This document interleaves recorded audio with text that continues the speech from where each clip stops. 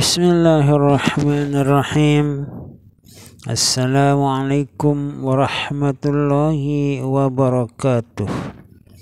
Jamaah kaum muslimin muslimat rahimakumullah wa hafizakumullah. Sahabat radhiyallahu anhu berkata, Rasulullah sallallahu alaihi wasallam bersabda, Istaqimu walan tuhsu wa'lamu anna khaira a'malikumus salah wa la yuhafizu 'alal wudhu'i illa mu'min. Artinya, istiqomahlah kamu, yakni tetapkanlah amal kebaikan yang kamu lakukan, dan kamu tidak akan dapat menghitung berapa banyak keuntungan orang yang istiqomah. Dan ketahuilah bahwa sebaik-baik amalmu ialah sembahyang, dan tidak akan dapat menjaga untuk selama berwudu kecuali orang mukmin, yakni selalu berwudu termasuk akhlak orang mukmin. Karena itu seharusnya seorang mukmin selalu berwudu sepanjang hari, dan bila akan tidur pun harus berwudu, sebab bila ia berbuat sedemikian dikasihi Allah dan malaikat hafadhah yang menjaganya.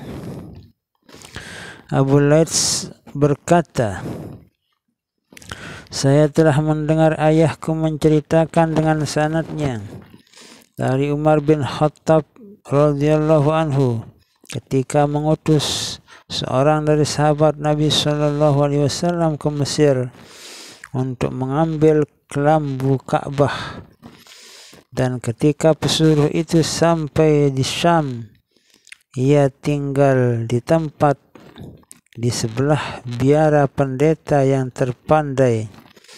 Kata pesuruh itu ingin bertemu dan mendengar apa-apa daripadanya.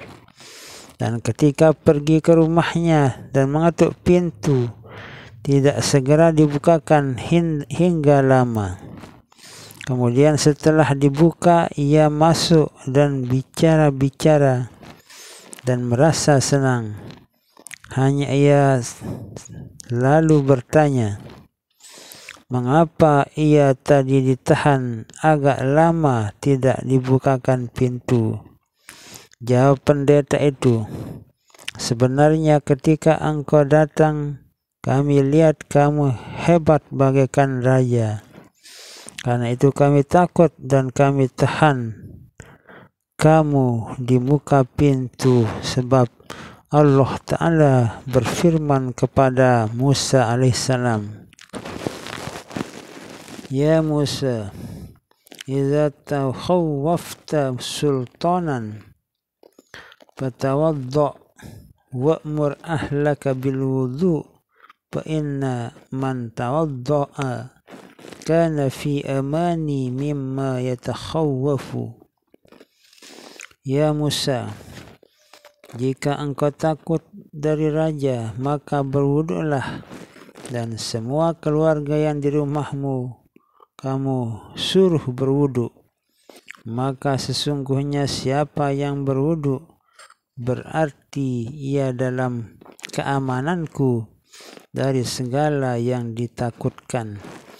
Karena itu kami tutup pintu sehingga kami seisi rumah semua berwudu dan sembahyang. Lalu kami merasa aman, lalu kami buka pintu untukmu. Abu Laits berkata, seharusnya orang yang berwudu mengetahui bahwa ia bersih karena akan menghadap kepada Tuhan.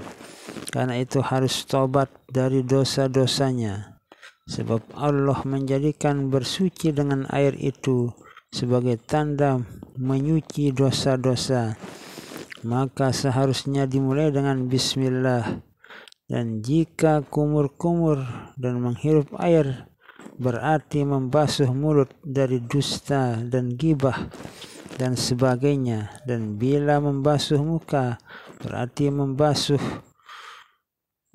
dari melihat kepada yang haram, dan demikianlah pada lain-lain anggota, sehingga bila selesai lalu berdoa.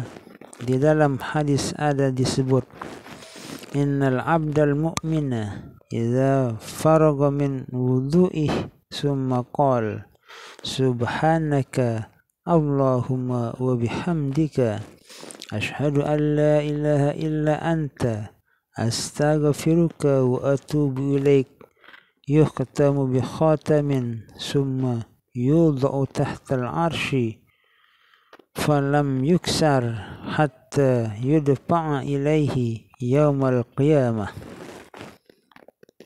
Artinya, seorang mukmin jika selesai berwudu lalu membaca subhanakallahumma, maha suci engkau Tuhan dan segala puji bagimu, saya percaya bahwa tiada Tuhan kecuali engkau, saya minta ampun dan taubat kepadamu, ditutup dengan stempel lalu diletakkan di bawah arsy dan tidak dibuka sehingga diserahkan kepadanya di hari kiamat nanti.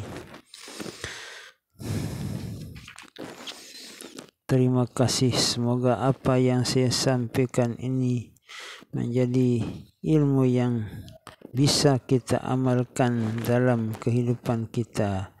Kita sebagai seorang mukmin, seorang Islam yang beriman bertakwa kepada Allah Subhanahu wa taala, dianjurkan untuk menetapkan wudu, idamatul wudu, atau dalam kata lain istiqomah dalam berwudu, termasuk salah satu hal yang dicintai oleh Allah Subhanahu wa taala, yaitu menetapkan berwudu setiap kali kita melangkah, kita berwudu, bahkan kita akan tidur pun berwudu sesuai dengan hadis yang disebutkan tadi. Wallahu a'lam bishawab. Wassalamualaikum warahmatullahi wabarakatuh.